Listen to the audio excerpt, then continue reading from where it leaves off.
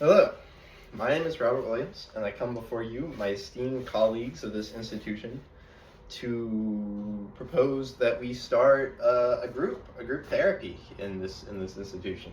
Hopefully we can get that started. I'm going to go through some of the reasons. I'm going to join it to the population I want to help, which specifically is people suffering from post-traumatic stress disorder, and then I'll give you the rundown of some specific things, some aspects of the group that I think we can add in there. All right. So if you don't know, which I'm sure you do, you're all very educated individuals. Group therapy is very similar to individual therapy. However, instead of having one professional, it has one professional and a group full of people, a whole room full of people. It can help in many different ways from individual therapy. Not only are you getting the perspective of one person, but you're getting it of the whole group. And there's a lot of ways in which that can relate to the population of people suffering from PTSD. One of the biggest, I think, is the reduction of isolation. Oftentimes, people struggling with PTSD are very isolated, either from the disorder itself, messing with their mind, almost literally in a sense, if you think about the chemicals and stuff, or just the way they experience the traumas. Veterans, for example, aren't often, it's not often that veterans share their experiences, or at least their deep experiences, because of the culture surrounding it. And for example, some people with specific sorts of trauma that caused PTSD from their families often aren't given the opportunity to open up to the people who caused that trauma, because the members of the family are the ones who caused it, so they can't really open up to them. But bringing all these people together reduces the isolation caused by PTSD, in a sense, and it really inspires hope. I think is that's the key here. All these people coming together, seeing each other improve, seeing each other become better, it really inspires hope within them, that they themselves can improve. And helping others also helps inspire hope. I mean, that's the whole point. And I think it's something that group therapy can do, maybe even a little bit better than individual therapy. Different perspectives, different ways to cope with one's post-traumatic stress disorder are also very useful. And as helpful as an individual is, their perspective, although they're educated, they've seen a lot, it's just one perspective. Having a group full of people who have been through the exact same thing contributes a lot. It adds a lot of perspectives. It may even add some coping mechanisms or ways to think about their trauma that they might not have thought about before. It's just something that can be extremely helpful to people suffering with PTSD that maybe you don't get from an individual therapist.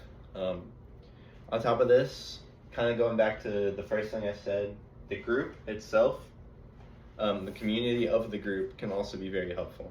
While some groups don't encourage communication outside of the group, I think groups that have a lot of members with PTSD, it is something that could be extremely helpful. PTSD being so volatile, it could also often be very helpful for the person suffering from it to reach out to someone they met in the group, one of their new friends, and get some help with that, especially when they're really going through it. On top of that, it's kind of summing it all back up together. Just the help with the recovery process from the other members of the group, the ways that their experiences have helped them may help other members, and they may be able to just add strategies to their other members' tool belts, in a sense. It's just all very helpful things that can go to helping these people a little bit more than maybe individual therapy may be able to. But in order to make a safe and secure group, there are a lot of specifications that I'd have to keep in mind. I think for my group, and I'm going to go through this list now, which can go through a little list for you, but in my group, I'm hoping to get between maybe 6 and 8 members would be ideal. Any less, I don't, and it might be too few to really have deep conversations or to grow. And any more would just be hard for me to keep track of, to be quite honest. You can't track the progress of people if there's like 10 of them. And you have to be writing down every little thing, you know what I mean? So we're gonna keep it at around 6 to 8 people, average of 7. My goal, I was hoping, since we have that free slot on Fridays, I was gonna go Fridays from 1 to 3. Alright, wait, excuse me. I was thinking Fridays from 6 to 8, right after work. Everyone just goes there, meets up, talks about their problems. So we're at 7 members, average. We're gonna go 6 to 8 on Fridays, and I'm thinking room 1A. The reason I'm choosing room 1A is I think, you know how it's all the way in the back of the building? I think that how closed off it is, how isolated it is, but still, I mean, it's a pretty big room, you know what I mean? There's enough for a nice circle of chairs so everyone feels equal. It has a nice door that can be closed, but not locked. Key, that's the key, you don't want to lock the door. It can just be a very, very special place for people to come in, sit down, be isolated from everyone except for themselves, and really feel that connection with the other members. On top of that, even more, I was gonna look into a co-lead. I know Rebecca is not busy at the moment on Fridays, and I know she's here. I was thinking maybe we could co-lead this together. I've passed that by her. Having a co-lead, having someone to bounce things off of is oftentimes very useful to the group. It's something that I can get more ideas of on how to help the members of my group and help them, like, it gives me a better perspective, basically. Other than that, another important part of groups are pre-group meetings and the actual, the rules for the group, essentially, the group agreements. So for my group agreements, I have thought of a couple. It's important, I think, number one, be respectful. It's important to keep everyone respectful in the same place to encourage discussion in a comfortable environment so they can really grow without fear of being rejected or pushed out. Next up, I think it is important, obviously, as with all of our group things, what's the word? Anonymity. Like not going out telling other people specific things that happened. And these are all things I'm going to be having my group sign, I think, before they get in, just to, you know, encourage, foster that understanding. So they're not going to be talking about each other outside of the group, which is what we want from any specialist. And in a way, these group members are specialists now that they're helping other people.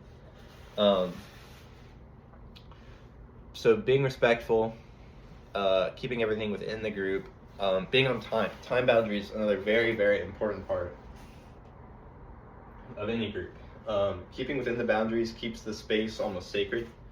Starting and ending exactly on time gives people to open up right at the end with maybe not, like maybe if they don't want to go over, they just want to open up a little. They're going to be able to do that right at the end. And they all know exactly when it's time to start getting ready, which is something a time boundary could really help with. So respect, time boundaries, we want to be keeping everything together in the group, don't talk about it outside of the group. I think those are the keys. Obviously, there can be plenty more, but that's something I'll have to write out, discuss specifically with my members. And then before each of these, I do want to, I want to sit down with each of my members in a thing called a pre-group meeting. I'm sure you've heard of that. It's something common in individual therapy as well. I would like to meet with them either online or in person, whatever works best. Maybe about 30 minutes. Just give them a quick rundown of everything that we might be doing, everything that might be going on pretty soon in their group. Just to get them acquainted with me.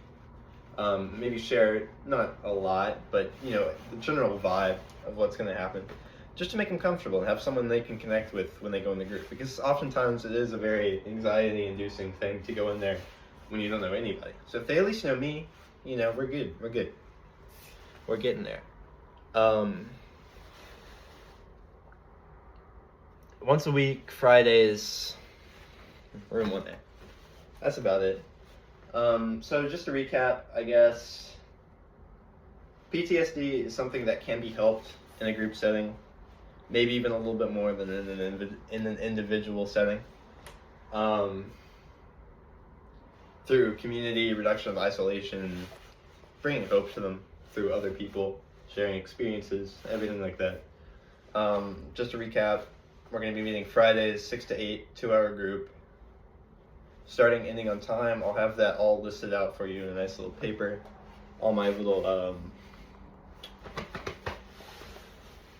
all my group agreements. But that should be about it. I hope you'll consider me. I hope you consider this group. It should be pretty fun. Yeah. I'll see you next time.